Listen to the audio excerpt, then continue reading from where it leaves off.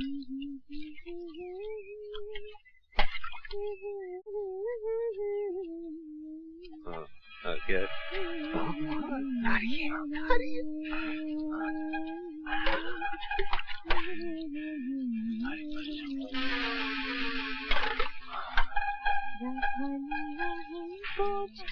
बस कर, अबे हट बे, मुझे भी तो देखने दे। चुप रहना। अबे चुप क्यों रहूं? 50 रुपए में ट्रेलर दिखा दिया, अगर पूरी फिल्म देखनी है तो और छिड़को। अबे हटना।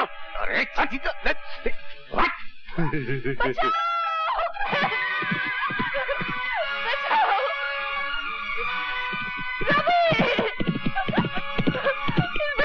रवि, खत्म कर दे शराबी को, छुट्टी कर दे इसकी।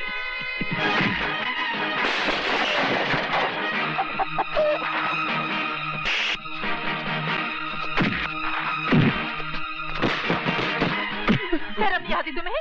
जीजा जी होते हुए ऐसा करते हो?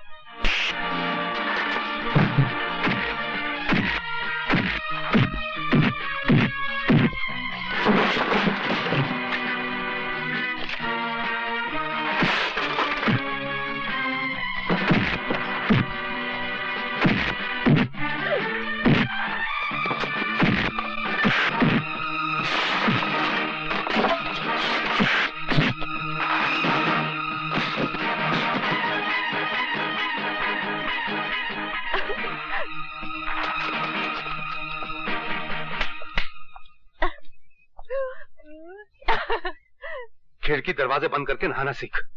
सिखला दे। बेशर्म कहीं। रवि, आज मैंने तुम्हारे बारे में एक फैसला किया है। क्या फैसला किया मेरा? कल से मैं तुम्हें पढ़ाना शुरू करूंगी। मैं पढ़ के क्या करूंगा?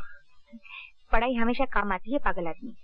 थोड़ा बहुत पढ़ लोगे तो बम्बई जाकर अच्छा काम कर सकोगे, अच्छी तनख्वाह मिलेगी और रोहन की जिंदगी भी बना सकोगे। रोहन के लिए तो मैं कुछ भी कर सकता हूँ, पढ़ भी सकता हूँ। आप कल ही से मुझे पढ़ाना शुरू कर दीजिए। तुम सचमुच पागल हो।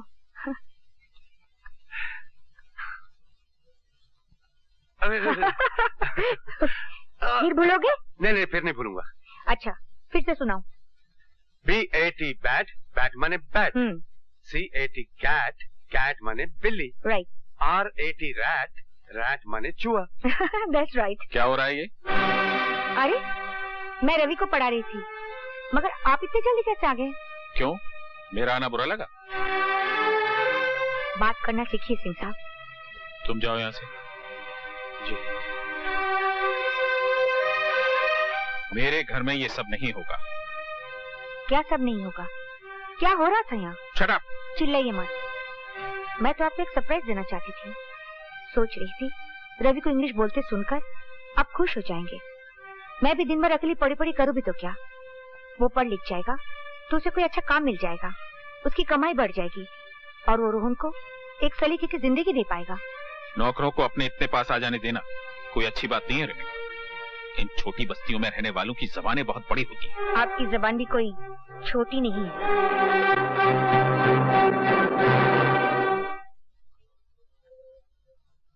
नमस्ते मालकिन।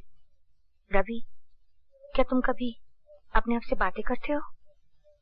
दिन में ख्वाब देखने का क्या फायदा मालकिन, लेकिन बात क्या है? जिंदगी में बहुत जहर फैल गया है रवि, अब तो सांस भी लेना मुश्किल हो गया है। अपने घोड़े से कहो मुझे किसी ऐसे ख्वाबों की बस्ती में ले चले जहाँ मुझे चैन मिले, प्यार मिले। रवि, तू मुझे मेले में लेके जाएगा? बहुत प्यार करता है ना मुझसे। मेरी तरफ से मैं पहनी हूँ घाघर चोली, गाँव की गोरी।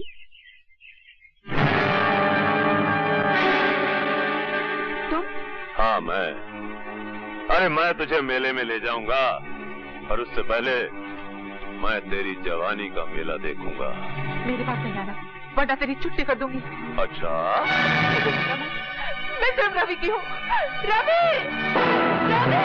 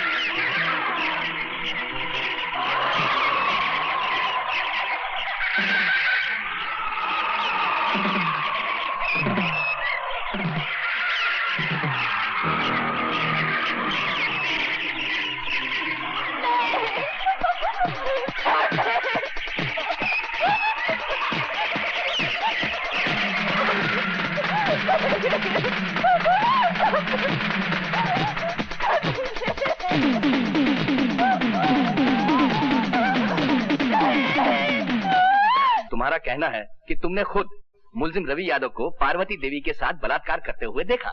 जी सरकार, वो बेचारी गिड़गड़ाती रही, हाथ जोड़ती रही, लेकिन ये मुलजिम उसकी एक नहीं सुना। अरे सरकार, हमसे तो ये जुल्म देखा नहीं गया, हमने अपनी आंख बंद कर ली, और जब आंख खोल के देखा तो ये अपना काम खत्म करके जा चुका था। नहीं जज साहब, ये सरासर झूठ बोल रहा है। और पार्वती देवी वहां मरी पड़ी थी। तुमने पार्वती देवी को बचाने की कोशिश क्यों नहीं की? अरे साहब, आप इसको नहीं जानते। अगर हम उसे बचाने की कोशिश करते तो उसकी लाश के बगल में आप हमारी लाश भी पाते। Your witness. No questions. आप मुलजिम के बचाव के वकील हैं और आप गवाह से कोई सवाल नहीं करना चाहते, जिसका बयान मुलजिम को फांसी के तख्ते तक ले जा सकता है। मुलजिम को अपने वकील से झूठ नहीं बोलना चाहिए योर ऑनर। इस मुलजिम ने मुझसे कहा था कि इसने बलात्कार नहीं किया, मगर अब ये मोजिज़ गवाह ये बयान दे रहा है कि इसने खुद अपने आंखों से बलात्कार होते हुए देखा। तो इस गवाह से मैं क्या सवाल करूं? मैं सिर्फ इतना ही कह सकता हूं योर ऑनर, इस चश्मदीद गवाह का बयान बलात्कार तो साबित कर सकता है मगर कत्ल साबित नहीं करता, क्योंकि जिस वक्त इसने आंख खोली तो मुलजिम जा चुका था और लाश पड़ी हुई थी। हो सकता है योर ऑनर मुलजिम ने उसे जिंदा छोड़ा हो सकता है किसी और ने पार्वती देवी का कत्ल किया हो।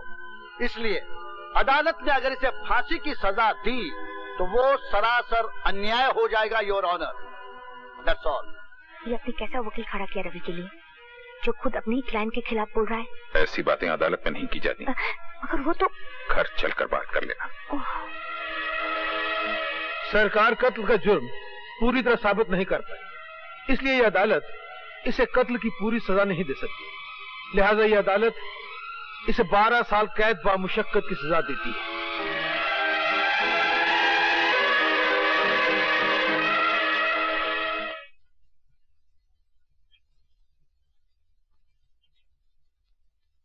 मालकिन,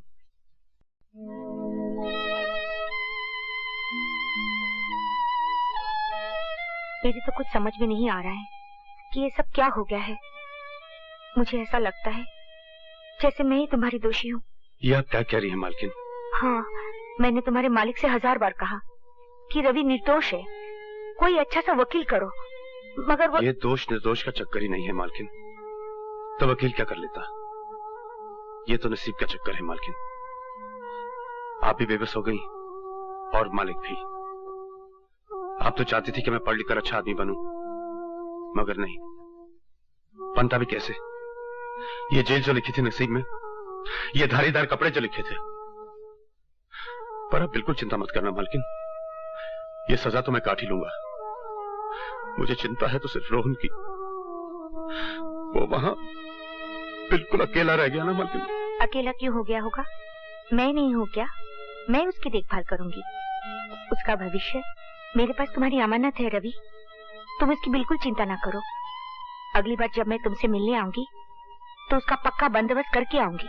अगर ऐसा हो गया ना मालकिन, तो मुझे जिंदगी से कोई शिकायत नहीं रहेगी, क्योंकि आज तक मैंने जिंदगी से अपने लिए कुछ मांगा ही नहीं। जो कुछ मांगा रोहन के लिए मांगा, और जो कुछ मांगूंगा रोहन के लिए मांगूंगा।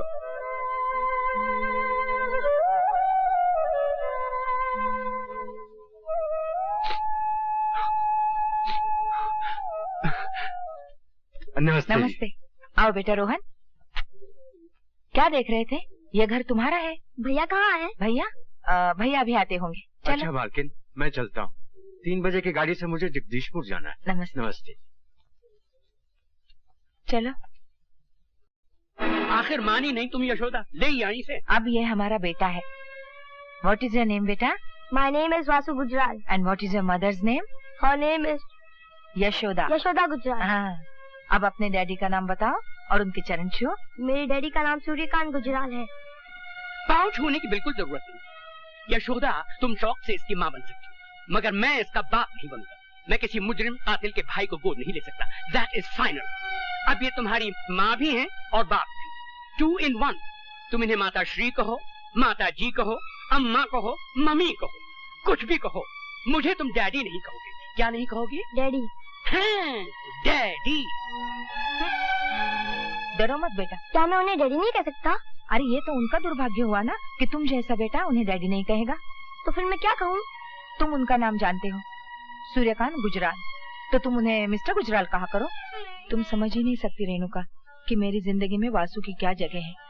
धूप का टुकड़ा भी वही और छाव का टुकड़ा भी। उसके आने के बाद मेरा अकेलापन हमेशा के लिए खत्म हो चुका है। मैं तुम्हें यह भी नहीं समझा सकती कि अपने बाल गोपाल को मैं कितना चाहती हूँ। बस ये समझ लो कि मैं ही उसकी देवकी हूँ और मैं ही यशोदा।